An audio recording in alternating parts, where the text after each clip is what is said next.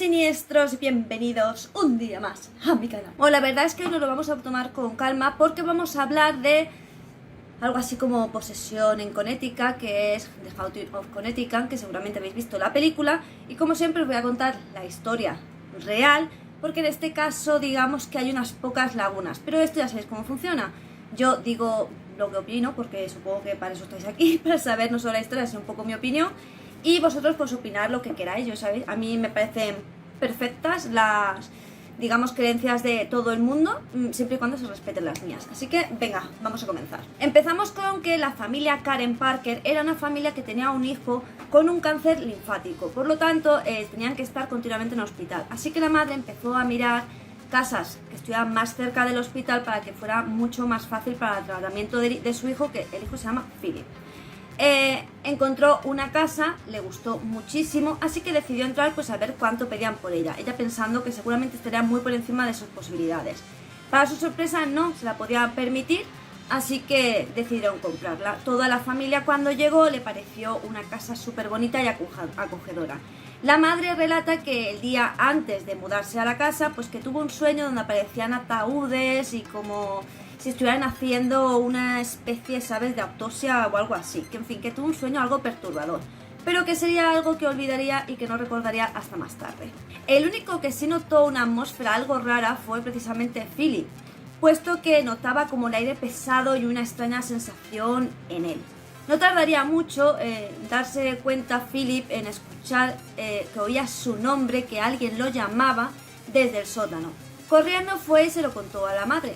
Mamá, siento que me están llamando desde el sótano. A lo que la madre le dijo que pese a que el sótano iba a ser el cuarto de Philip y su hermano, él no debía entrar allí porque allí había una serie de objetos funerarios que el antiguo dueño le había pedido por favor que no se deshiciera de ellos porque él los iba a revender en subastas y demás, y que él ya más adelante se los iría llevando.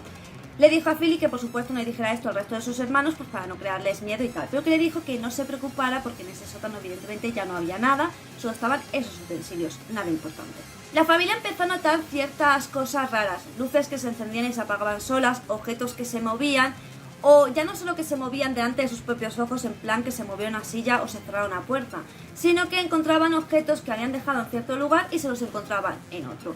Al principio esto sí que empezó a preocupar un poco a la pareja, porque pensaban que inclusive podía ser que alguien estuviera entrando en casa, hasta el punto de que muchas veces se tenían que levantar en la noche porque les parecía oír algo y se ponían a buscar por casa a ver qué ocurría. Una de las noches, Philip y su hermano se despertaron porque escuchaban como ruido. Su puerta tenía un vidrio y a través del vidrio les pareció ver como sombras de personas moviéndose. Obviamente se fueron gritando, salieron corriendo y fueron en busca de sus padres. Sus padres pues los dejaron durmiendo en el salón y bueno, pues le dijo que no pasaba nada y que bueno, que habían soñado o mil historias, ¿vale? Porque de hecho bajaron al sótano y dijeron, ¿veis? No hay nada, no ocurre nada. Sin embargo, la madre culpó a Philip de que le hubiese contado al hermano ciertas cosas y sí le dijo pues que si se volviera a repetir, pues que no volvería a dormir en el salón. O sea, esa noche les había dejado, pero la próxima vez que pasara no dormían en el salón, sino que se vieron obligados a dormir en el sótano. A la siguiente noche que durmió en el sótano, no solo vieron estas sombras y destacaba una sombra que llevaba un traje y se le marcaban mucho los dientes blancos, sino que además oyó Philip de nuevo como esta especie de sombra le llamaba. De nuevo avisaron a los padres y esta vez la madre sí se enfadó bastante con Philip, dando a entenderle al hijo pues que le había comido la cabeza al hermano, le había contado historias para que el hermano pues tuviera pesadillas y que al fin de cuentas no dejaba de ser algo que Philip había influido en su hermano. Así que Philip fue obligado a dormir en el sótano. Pasaron los días y el humor de Philip pues digamos que iba decayendo bastante. En un principio la madre pensó que podía ser debido también a la medicación, que no solo afectara a su estado de ánimo, sino también a su estado psicológico y que por eso estuviera oyendo o viendo ciertas cosas. Cuando estábamos en este punto llega su prima, una prima con la que se llevaba muy bien, eran súper amigos, y la prima nota pues que evidentemente Philip no es el Philip que ella conoce, se muestra apático, un poco grosero, huraño y muy cerrado. Después de mucho insistirle pues consigue que Philip le diga qué es lo que le ocurre y Philip le cuenta pues que hay unas series de seres, sobre todo hay una entidad demoníaca con la que ha hecho un trato. El trato es que ese ser se alimentará de toda la energía de él y así dejará en paz a la familia. En un principio parece ser que esto debería haber dejado a la entidad un poco en paz, pero la entidad obligaba a hacer ciertas cosas a Philip, digamos un poco más fuertes. Ya sabéis que no puedo ser específica por el tema de YouTube, pero supongo que os lo podéis imaginar. Philip una noche subió a la habitación de su prima con ciertas intenciones sexuales. Y bueno, la prima se puso a gritar como una poseída. Llegó la madre, se encontró la situación y al final la madre se hartó y dijo que se lo llevarían a un psiquiátrico porque estaba claro que el niño no estaba bien, quizás por su enfermedad, quizás el niño no estaba bien. Así que decidieron pues llevarlo al psiquiátrico. Pero una vez que Phil sale por la puerta, esa entidad ya no tiene, digamos, una forma de alimentarse, así que empieza a atacar directamente a la familia. Primero a la madre, intentando estrangulando, según que la madre le intentó estrangular mientras estaba en la ducha con la cortina, le cubrió la cara hasta tal punto de que no podía respirar, se cayó, tuvo que ir su sobrina a socorrerla, la sobrina también tuvo ciertos episodios como despertarse en mitad de la noche levitando, o sea, por encima de la cama.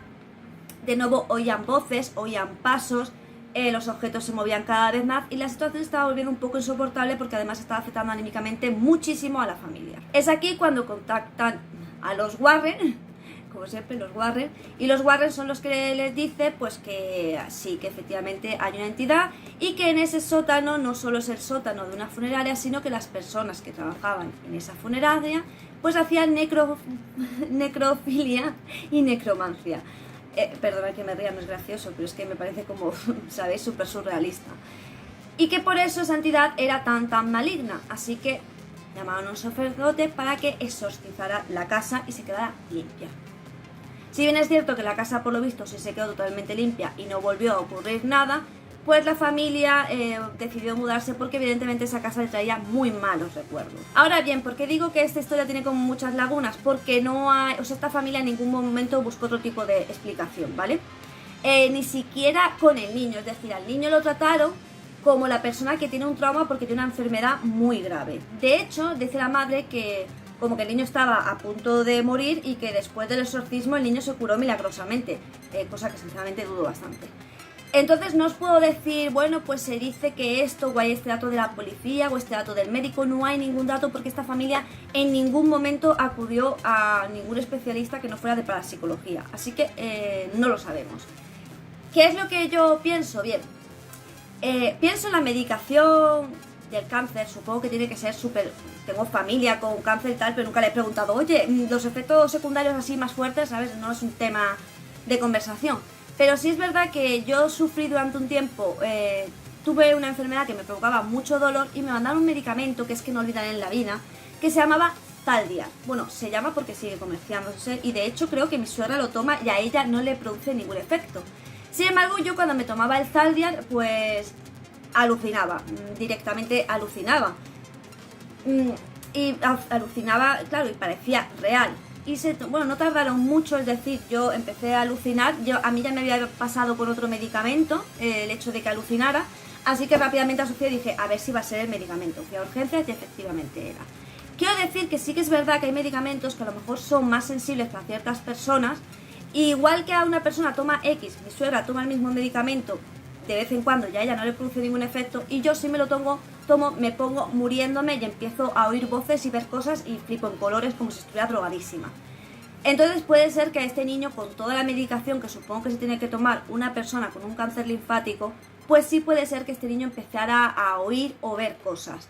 Y tú dirás, bueno, el tema de la familia, bueno, creo que el primer perjudicado fue el hermano, que si eres un niño y realmente te están continuamente diciendo este tipo de cosas, creo que evidentemente tú al final acabas creyendo que las ves. Que si te pararas lógicamente y lo analizaras, seguramente lo encontrarías una explicación y dirás, ah, no, pues es una chaqueta mal colgada o es la luz del pasillo o mil cosas. Mi marido y yo, que ahora estamos yendo a pueblos abandonados, somos los más escépticos del mundo y hay muchas veces que pasamos auténtico terror porque se te juntan las aplicaciones que estás utilizando con ciertos sonidos que como que no te cuadran en el momento, ciertas imágenes que tampoco te cuadran, pero una vez que estás tranquilo y en casa te das cuenta de que sí tiene su explicación lógica. Creo que una vez ya como que metido en esta situación el hermano, luego mete a la prima que le empieza a contar todo esto.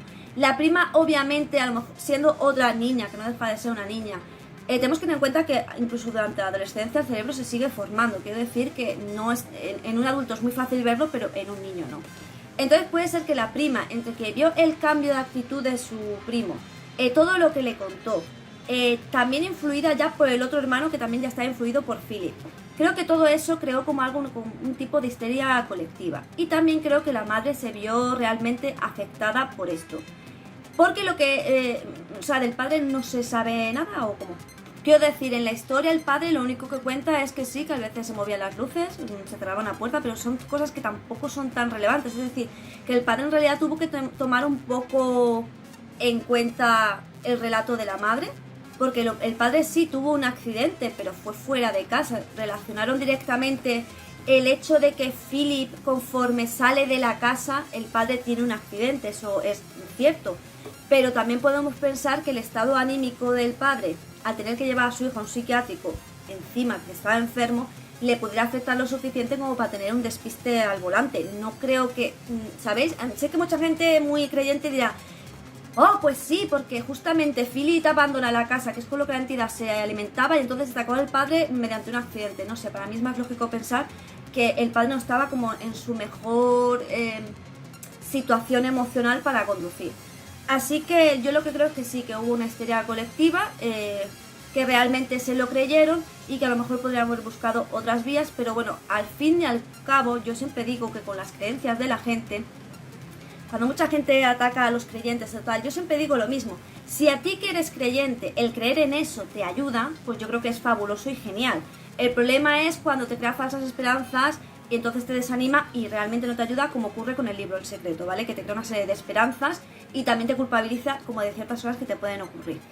Yo pienso que si a la familia al final, tanto al hijo como a todos, les vino bien esa teoría y al final todo acabó bien y vivieron felices, el hijo se recuperó y demás, pues bueno, creo que está bien que creyeran que era eso, porque creo que es mucho más fácil y digerible el decir fue algo que ocurrió externo a nosotros que pensar que fue algo que le ocurrió a tu propio hijo mientras estaba pasando por una enfermedad.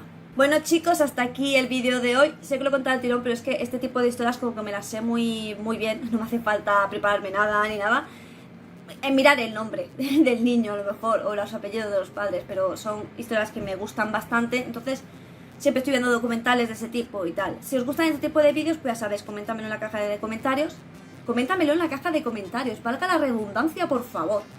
Pero bueno, hazme la triada, y la triada es: me gusta, comparte y suscríbete. Y también pásate por mi canal de cocina, que yo sé que está abandonado, pero es que de verdad chicos, no sabéis cuánto estoy trabajando. O sea, estoy trabajando mucho fuera de casa, en plan en mi trabajo, pero es que aparte por las tardes me estoy dedicando a full a las redes sociales, en plan luchadora, mujer luchando por sus sueños. O sea que realmente estoy muy ocupada. Pero mínimo cada 2 semanas seguro hay receta. Y bueno, también si me quieres ayudar, una manera pues de ayudarme muy guay, porque yo creo que ganas tú y gano yo, es que te hagas miembro del canal y disfrutes de contenido exclusivo, pues según el nivel, pues disfrutarás de más contenido o no, o sea, más íntimo, menos íntimo, y con íntimo no me refiero a peras, me refiero a sentimientos y cosas. Es más, ahora acabo de grabar uno para los de miembros de 25 euros, que yo sé que eso es para ricos, pero esa es la idea, ya lo dije en otro vídeo anterior. En fin, no me enrollo más, sin nada más que decir, solo me toca decirte adiós.